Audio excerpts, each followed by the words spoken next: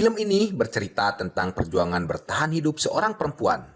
Di awal film terlihat sebuah mobil berhenti di area peti kemas. Terlihat beberapa orang keluar dari mobil. Mereka mulai berlari sambil mengendap-endap menyusuri dinding-dinding peti kemas. Beberapa orang berwajah sangar, rada kemayu, menenteng senjata. Setelah sekian lama kucing-kucingan dengan penjaga area tersebut yang menggunakan helikopter, akhirnya mereka sampai di mana sebuah peti kemas yang terbuka. Terlihat beberapa orang berjaga. Salah satu dari mereka, dia adalah Nico dan istrinya Mia, akan melewati lorong di mana si bapak berkepala botak bersama temannya berdiri. Si bapak berkepala botak adalah orang yang menyediakan transportasi ilegal untuk mereka yang ingin kabur dari negara tersebut. Terlihat Nico menyerahkan beberapa cincin emas sebagai pembayaran. Akhirnya mereka bisa melewati penjagaan dan masuk ke salah satu peti kemas yang telah disediakan. Di dalam peti kemas tidak hanya mereka berdua, terdapat beberapa orang dewasa dan anak kecil. Mereka semua yang berada di dalam peti kemas, semua dalam keadaan hamil. Mereka terpaksa meninggalkan negaranya karena di negara mereka diberlakukan hukuman mati untuk wanita yang sedang hamil. Cara yang paling aman untuk pergi menjauh dengan menggunakan peti kemas. Entah kemana mereka akan dibawa pergi, yang pasti mereka hanya ingin jauh dari negaranya. Sebelum perjalanan, tiba-tiba insiden terjadi. Si bapak berkepala botak dan rekannya memasukkan orang-orang yang ingin pergi keluar dari negara tersebut. Namun, mereka terlalu banyak, hingga mereka harus mengeluarkan beberapa orang dan memindahkan ke kontainer yang lain. Sementara itu, di dalam kekacauan, Mia dan Nico yang sebagai suami istri akhirnya terpisah. Miko dengan terpaksa pindah ke kontainer yang telah tersedia sebelumnya. Mia yang saat itu sedang hamil besar tidak bisa berbuat apa-apa. Dalam perjalanan menuju pelabuhan, terlihat di sudut-sudut kota banyak perempuan hamil ditangkap orang-orang berseragam. Mia mengintip dari lubang kontainer, merasa sedih melihat kejadian tersebut. Dia masih bisa bersyukur bisa keluar dari situasi tersebut. Kontainer yang Mia tumpangi terus melaju menuju salah satu pelabuhan di kota. Namun, tiba-tiba dalam perjalanan kontainer yang mengangkut mereka berhenti. Suasana di dalam mulai hening. Kecemasan terlihat di wajah mereka semua. Mia mengintip keluar dari celah. Terlihat beberapa orang bersenjata menghentikan mobil. Mereka memeriksa dokumen yang diserahkan memang supir. Orang-orang di dalam kontainer mulai panik. Mereka berharap dan berdoa agar bisa melewati pemeriksaan. Si bapak pelontos menyuruh mamang supir membuka kontainer.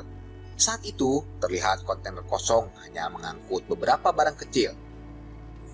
Si bapak berkepala botak tapi tidak berambut yang sudah berpengalaman tidak percaya begitu saja. Dia dengan teliti mengamati setiap bagian kontainer. Dia memeriksa setiap sudut kontainer, maju, mundur, larak-lirik, mundur lagi, maju lagi. Kemudian si botak berjalan keluar dan menyuruh anak buahnya diam di sudut. Setelah berada di luar, si kepala botak menyuruh anak buahnya untuk menembak. Kemudian, si kepala botak kembali memasuki kontainer. Mereka tahu ada penyelundupan orang yang sedang mereka cari. Kepala botak mulai mengintimidasi dan akan menembak mereka jika mereka tidak mau keluar. Setelah mendengar ucapan si botak yang berkata semua akan aman jika keluar dengan sukarela, salah seorang dari mereka membukakan pintu kontainer. Tapi tidak banyak cincong, si botak menyuruh semua anak buahnya untuk menghabisi mereka semua. Dengan sadis mereka menghujani orang-orang yang sudah mulai pasrah dengan peluru, hingga mereka semua tewas. Si botak mengira semua orang telah tewas dan menyuruh anak buahnya untuk membereskan semua itu. Setelah semuanya beres, dan akhirnya mengizinkan mobil untuk melintas. Yang tidak mereka ketahui, salah satu perempuan, dia adalah Mia, yang masih bersembunyi di atas muatan, masih selamat. Akhirnya bisa selamat dari pembantaian. Mia yang ketakutan mencoba menghubungi Niko. Dia memperingatkan Niko. Kontainer yang ditumpangi Mia sampai juga di pelabuhan. Mia merasa lega akhirnya bisa sampai di pelabuhan. Mia mencoba istirahat dan menenangkan diri. Tiba-tiba kontainer yang ditumpanginya mulai bergoyang dengan keras. Teriakan minta tolong Mia didengar beberapa orang yang berada di luar.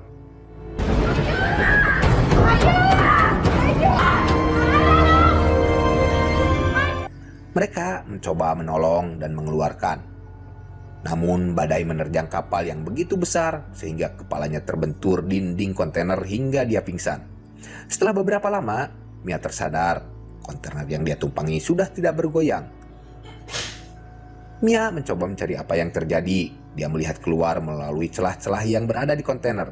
Ternyata kontainer yang dia tumpangi jatuh ke laut saat badai menerjang. Dia mencoba mencari bantuan dengan menggunakan handphone. Namun, handphone yang dipegangnya tidak bisa berfungsi dengan baik. Dia mulai frustasi.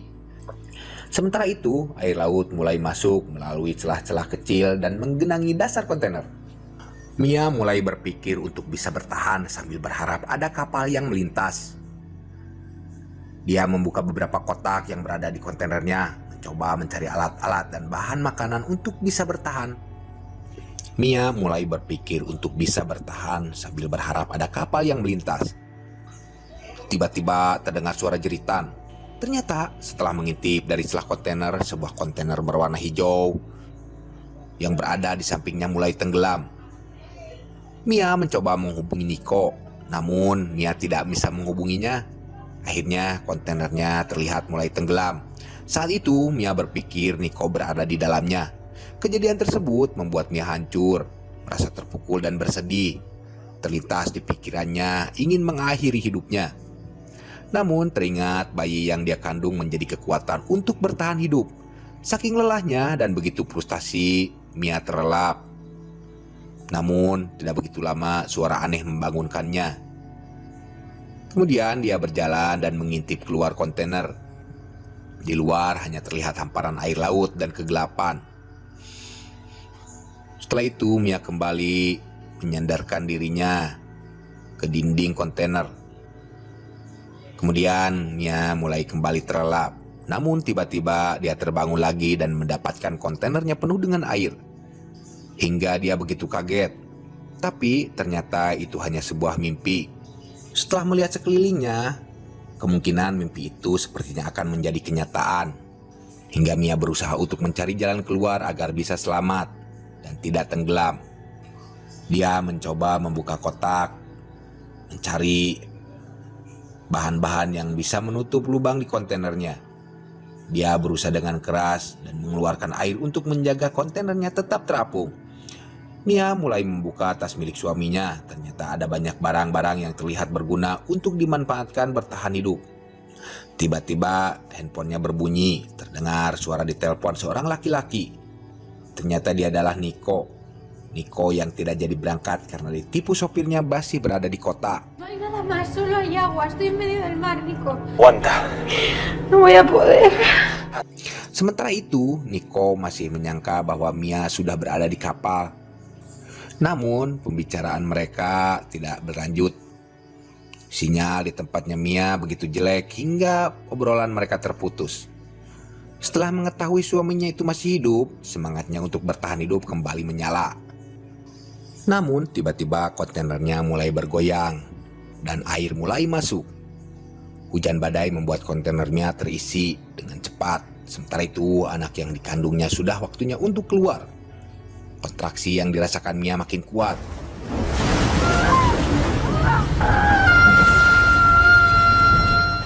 Dengan susah payah akhirnya Mia bisa melahirkan anaknya dengan selamat tanpa bantuan orang lain. Wajahnya terlihat begitu lelah setelah melahirkan. Namun Mia harus tetap mengurus bayi yang baru dia lahirkan. Di dalam kontainer, airnya mulai tinggi, memenuhi kontainer. Terlihat dari tanda yang dia buat. Mia merawat bayinya dengan sepenuh hati. Namun situasi saat itu semakin memburuk. Anaknya mulai menangis terus-menerus. Dia tidak ingin menyusui, membuat Mia begitu emosional dan stres.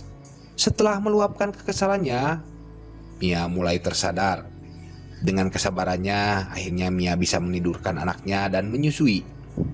Pertama kali menyusui, Mia begitu tersiksa tapi sekaligus begitu bahagia. Hari-hari berlalu, Mia mencoba mencari jalan keluar untuk keluar dari kontainer. Sebuah bor membantu melubangi bagian atas kontainernya. Saat itu semuanya berjalan baik. Namun tidak beberapa lama alat yang digunakan sudah mulai kehabisan baterai. Frustasi pun mulai menghampiri Mia. Namun keinginannya untuk dapat selamat begitu kuat. Dia melihat alat yang bisa digunakan walaupun alatnya kecil. Malam itu rasa lapar Mia tidak tertahankan. Kotak yang berisi bagian dari anaknya begitu menggoda dan bisa mengisi energi dan menghilangkan rasa lapar yang begitu sangat. Tiba-tiba suara yang sering didengar malam itu terdengar kembali. Mia mencoba mencari tahu, mengintip dari lubang. Tiba-tiba benturan menghantam kontainernya hingga bergoyang dengan keras membuat bayinya bangun dan terus menangis. Dia menggedor-gedor dinding kontainernya hanya untuk sekedar mengusir hewan yang berada di luar yang mengganggunya. Hari-hari berlalu, persediaan makanan Mia dan juga air bersih sudah tidak mencukupi. Saat itu, karena rasa lapar dan haus, Mia pingsan dan mulai berhalusinasi. Dia melihat orang-orang yang dekat dengan dirinya berada di sisinya. Namun tiba-tiba air yang masuk menjadarkannya. Dia memanfaatkan air hujan dan menampungnya untuk persediaan. Ketika itu Mia membuka kaleng sarden. Tiba-tiba terpikirkan olehnya dia bisa menyelesaikan membuka dinding untuk bisa keluar. Akhirnya dengan susah payah dan tenaga yang hampir habis, usahanya menghasilkan. Dinding bisa terbuka. Mia bisa melihat lingkungan sekitar. Hanya air laut yang terlihat sejauh mata memandang. Ketika itu Mia membuang anaknya dan baru menyadari bahwa banyak ikan untuk dijadikan makanan.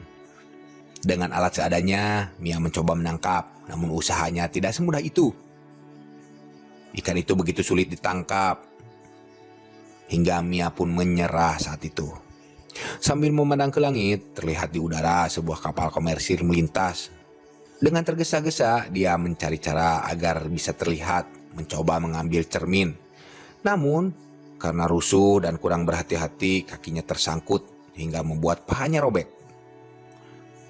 Dengan kesakitan mencoba mengarahkan cermin berharap dapat dilihat oleh mereka yang berada di pesawat. Namun, usahanya menjadi sia-sia. Rasa sakit yang tidak tertahankan, Mia mencoba menghentikan pendarahannya dengan alat seadanya, menutup bagian kulit yang robek. Dengan menahan rasa sakit, Mia mengerjakan dan menutup lukanya. Hari berikutnya, keinginannya dan rasa laparnya membuat otaknya mulai berpikir dan bekerja dengan cepat. Dia buat jaring menggunakan kabel yang ditemukannya.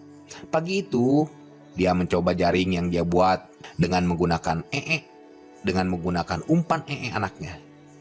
Akhirnya, Mia berhasil mendapatkan beberapa ikan.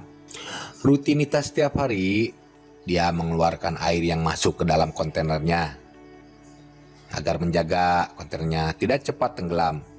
Setiap hari Mia membaca dan mendongengkan cerita kepada anaknya. Saat itu malam semakin larut, cuaca semakin dingin. Hanya anaknya yang menjadi teman dalam kesepian. Suara aneh di luar membangunkan Mia. Dengan penerangan seadanya dia mencoba naik dan memperhatikan semua. Tiba-tiba suara telepon berdering. Niko menelpon. Pembicaraan antara Mia dan Niko membuat Mia menangis. Mendengar Niko frustasi dan tidak akan selamat. Mia memberikan motivasi kepada Niko agar bisa bertahan demi anaknya. Kesedihannya begitu mendalam setelah mendengar cerita dari Niko bahwa kemungkinan selamatnya begitu kecil. Besok harinya, hari ke-20, Mia terapung di tengah lautan. Air di dalam kontainer semakin tinggi. Mia mulai pindah ke atas kontainer, memindahkan semua alat-alat yang dia perlukan. Dia mengetahui suatu saat kontainernya akan tenggelam. Dia mulai membuat perahu dari kotak makanan. Malam itu, Mia mencoba mengambil barang-barang yang tertinggal karena dia tahu air di dalam kontainer semakin tinggi. Dia berusaha mendapatkan barang-barang yang tertinggal. Namun, air mulai masuk dengan cepat hingga kontainernya tenggelam dengan begitu cepat. Tetapi saat mau keluar, kakinya tiba-tiba tersangkut di jaring. Dengan susah payah, Mia berusaha memotong tali yang melilit kakinya. Akhirnya dengan usaha yang keras, tali yang melilit kakinya bisa terlepas. Saat berhasil keluar, semuanya sudah hilang termasuk anaknya. Mia terombang-ambing di lautan yang gelap sambil terus memanggil-manggil anaknya. Tiba-tiba paus biru melintas di bawahnya, membuat Mia semakin panik. Di tengah kepanikan, terdengar suara tangisan dari kejauhan. Rakit yang berisi anaknya terapung tidak jauh darinya. Dengan tenaga yang sudah hampir habis, Mia menghampiri dan memeluk anaknya. Malam berganti siang, Mia terapung semalaman bersama anaknya. Dia berjanji semua akan baik-baik saja. Kemudian terlihat beberapa burung camar mengelilingi Mia dan anaknya. Tidak jauh dari situ, kapal pencari ikan melihat sebuah rakit kecil. Mereka mencoba menghampirinya. Ternyata rakit itu berisi bayi, membuat mereka yang berada di kapal begitu kaget. Mereka mengangkat rakitnya, tapi tidak sampai di situ, sebuah tali masih tergantung dan masuk ke dalam laut. Si ibu penolong mencoba menariknya dan ternyata Mia yang sudah kelelahan dan tenggelam. Dengan sekuat tenaga si ibu berusaha menarik Mia ke atas kapal. Mereka berusaha memberikan pertolongan kepada Mia yang sudah tidak bernapas. Akhirnya usaha mereka membuahkan hasil. Mia kembali bernapas.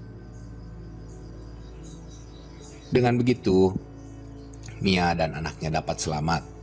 Sebuah kapal nelayan akhirnya menyelamatkan dirinya dan anaknya.